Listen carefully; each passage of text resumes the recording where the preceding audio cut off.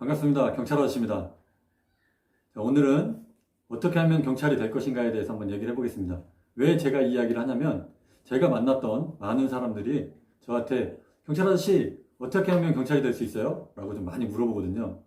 생각을 해보면 고등학생들이 좀 많이 물어봤던 것 같아요. 그래서 저는 그렇게 얘기하죠. 먼저 고등학교만 졸업해. 그 다음에 열심히 공부해서 경찰이 될 수 있어. 라고 얘기를 하죠. 그리고 한 가지 에피소드를 얘기하자면 전과가 있는 고등학생들이 저한테 좀 많이 물어본 적이 있어요. 그러면 전과가 있으면 경찰이 되기가 쉽지가 않습니다.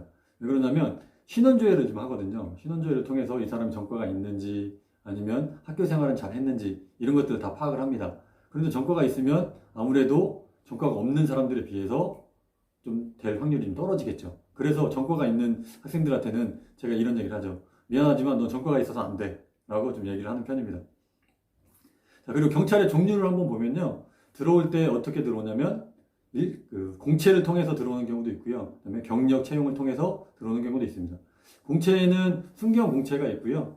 그다음에 순경에서도 일반 순경이 있고 그다음에 백일단이라고 해서 청와대 외곽 경비를 하는 그 순경 채용이 있습니다. 그리고 경력 채용은 변호사 출신도 있고요. 그다음에 경찰 특공대에서는 어떤 경찰 견을 양성하기 위해서 어떤 개 훈련을 했던 그런 경력이 있는 사람, 아니면 폭발물 훈련을 했던 사람, 그 다음에 그런 경우도 있고, 전의경 출신, 그 다음에 피해자 심리를 전공한 그런 분들도 경력 채용을 하고 있습니다. 그리고 또 많이 들어오는 경우가요, 외국어를 잘해서 외국어 특채로 들어오는 경우가 있는데요. 그거는 외사경찰이라고 합니다. 경찰청 인터넷 원서 접수 사이트에 들어가 보면요, 공채 모집 일정, 경채 모집 일정이라고 해서 자세하게 좀 나와 있고요. 거기에 보면 선발하는 인원, 공고 일시, 필기시험, 합격자 발표 이런 날짜들이 다 기재가 되어 있습니다. 그래서 이걸 참고하시면 보면 될 것 같고요. 경쟁률을 좀 한번 보겠습니다. 2020년 상반기 공채 경채시험 원서 접수 결과 해가지고 지금 나와 있는 게 있는데요. 채용 인원은 2,841명인데 응시 인원은 51,057명입니다. 평균 경쟁률이 17.9대 1입니다. 공채 같은 경우는 경쟁률이 18.5대 1이고요. 굉장히 높죠. 자, 연도별로 경쟁률 추이를 좀 보면요. 2016년이 굉장히 높습니다. 일반 여경 같은 경우는 2016년 1차에 99.5대 1이에요. 굉장히 높죠. 그리고 좀 낮았을 때를 보면 2018년 3차에서는 16.9대 1입니다. 이 정도가 낮은 거예요. 생각을 해보면 저희가 중학교 때나 고등학교 때 한 반에 40명이 있다라고 계산을 하면 그 40명 중에서 1등 아니면 2등 2명만 뽑히는 거예요. 굉장히 어렵죠. 더군다나 거의 100대 1이라고 하면 전교생이 한 1000명 있다라고 하면 그 중에 10명만 선발되고 나머지 다 떨어지는 거예요. 굉장히 어렵죠. 하지만 남자 경쟁률을 좀 보면요. 많이 높았을 때가 2016년이 역시 굉장히 높습니다. 37.9대 1이고요. 낮을 때를 보면 2018년 3차에서 18.7대 1로 굉장히 그때가 좀 가장 낮습니다. 자, 이렇게 남자든 여자든 경찰 공무원 시험이 굉장히 좀 어려워졌어요. 그만큼 공무원을 지원하는 사람이 많고 공무원 중에서도 경찰을 지원하는 분들이 굉장히 많아졌습니다. 그 이유는 경찰이 아무래도 여러 가지 활동을 하면서 많은 보람을 느낄 수 있기 때문에 그렇게 많이 지원하지 않나 그렇게 생각을 합니다. 생각을 되짚어 보면요. 제가 시험을 봤던 때가 2004년 11월이었던 것 같아요. 그때 경쟁률이 한 20대 1, 한 25대 1 이 사이였던 걸로 기억을 합니다. 제가 공부를 잘해서가 아니라 운도 많이 좀 따랐고 그래서 좀 합격을 했던 것 같은데 그때 기억이 좀 갑자기 좀 나네요. 자, 경찰관이 되려면 먼저 준비해야 될 사항이 있습니다. 먼저 첫 번째로 고등학교를 졸업을 해야 돼요. 근데 졸업을 많이 못하신 분들도 있을 텐데 검정고시나 다른 방법으로 고등교육을 이수를 해야 된다는 얘기입니다. 반드시 고등학교를 졸업해야 되는 건 아니고 고등교육을 이수하면 됩니다. 또한 운전면허 일종 고통이 있어야 됩니다. 원서 접수 전까지, 마감 전까지 반드시 있어야지만이 처리가 되고요. 만약에 없으면 중간에 원서 접수한 이후에 이렇게 됐다거나 아니면 중간에 취소가 된다거나 그러면 합격이 취소될 수 있습니다. 그리고 나이는요. 일반 순경 남자, 여자, 백일단은 18세 이상부터 40세 이하입니다. 그리고 간부 후보생은 21세 이상 40세 이하로 연령이 규정되어 있습니다.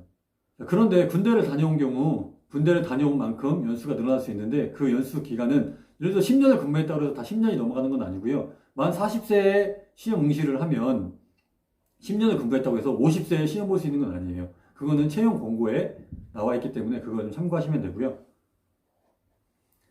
제가 2004년도에 합격을 했는데 2004년도에 합격했을 때 당시에 그 절차들을 한번 좀 떠올리면서 추억을 한번 공유를 해보겠습니다.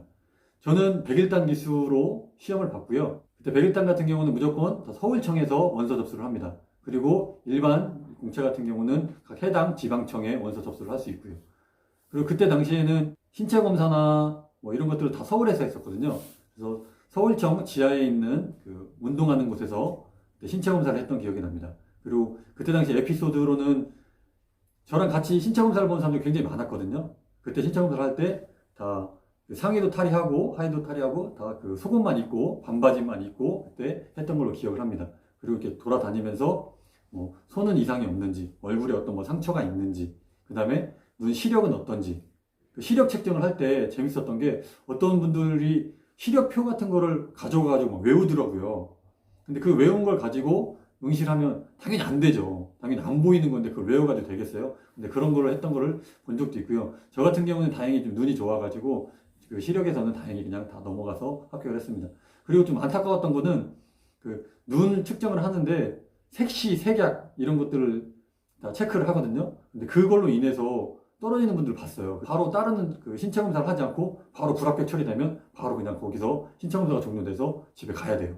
그런 분들이 제 기억으로 한 3명 정도 있었던 것 같아요. 신체 검사를 할 때 그 기억이 나는 게 앉았다 일어났다도 하고요. 그 다음에 손가락을 폈다 쥐었다 하는 그런 것도 하고, 그 다음에 그 뭐 팔굽 푸시업 이런 것도 했던 것도 기억이 나고요. 그래서 그렇게 한 3, 40분 정도 했던 걸로 기억을 합니다.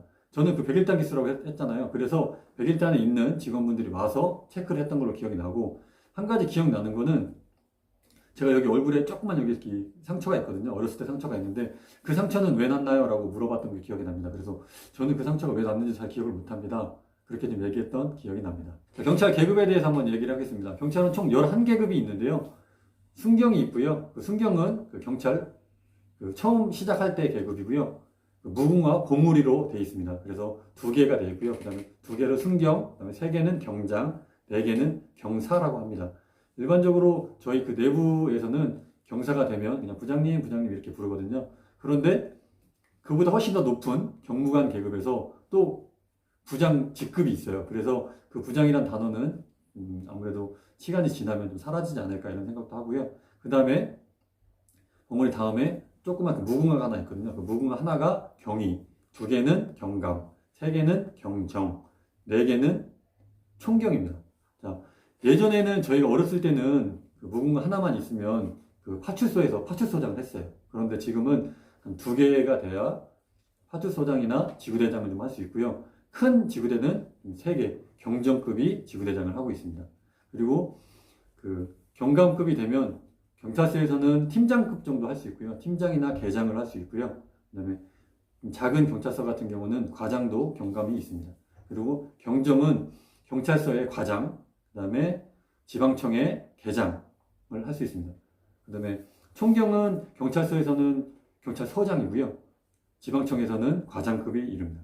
그 다음에 경무관은 몇 개 지방청에서 부장이라는 제도가 있거든요. 그래서 1부, 2부, 3부가 있는데 어떤 분은 3개 부가 있는 데도 있고요. 어떤 분은 2개 부만 있는 지방청도 있습니다.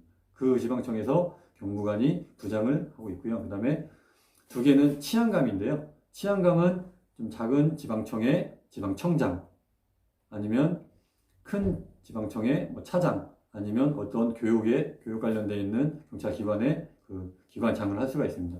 3개는 치안정감이라고 하는데요. 치안정감은 서울이나 인천, 부산의 지방청장입니다. 지방청장급이 치안정감이고요. 그 다음에 경찰청 차장도 치안정감입니다. 그리고 가장 높은 치안총감인데요. 치안총감은 경찰청장입니다. 지금 민감용 청장님이 재임 중에 있는데요. 치안총감입니다. 그렇게 총 11계급이 있습니다. 그리고 한 가지 더 계급을 더 말하자면 의경이 있습니다. 의경은 봉오리 하나인데요. 의경이 지금 점점 많이 줄어들고 있는 추세입니다. 그래서 의경 선발도 인원도 적고 제대하는 인원은 많기 때문에 점점 줄어들고 그 의경이 했던 일들을 순경 직원들을 많이 채용을 해서 대체하고 있습니다. 예전에는 그 대무가 있거나 어떤 사람들 수색하거나 이럴 때 많은 대규모 인원을 동원할 때 대부분 전의경들이 많이 가서 다 대처를 했었는데 지금은 그 전의경들이 점점 사라지고 순경 인원으로 점점 대체하고 있습니다. 저는 처음 소개 영상에서 말씀드렸듯이 제 계급은 경이고요. 제가 한 번 더 진급을 하면 팀장이나 계장을 할 수가 있습니다. 오늘은요, 포괄적으로 말씀을 드린 거고요. 다음에는 경찰 일반 공채로 들어오신 분들 아니면 경력 채용으로 들어오신 분들하고 직접 만나서 얘기를 들어볼 거고요. 최근에 들어오셨던 분, 예전에 들어오셨던 분 서로 구분해서 영상을 만들어 보도록 하겠습니다. 궁금하신 점이 있으면 밑에 댓글을 통해서 좀 달아주시고요. 그 댓글을 통해서 제가 참고를 해서 제작을 하겠습니다. 지금까지 경찰 아저씨였습니다. 감사합니다.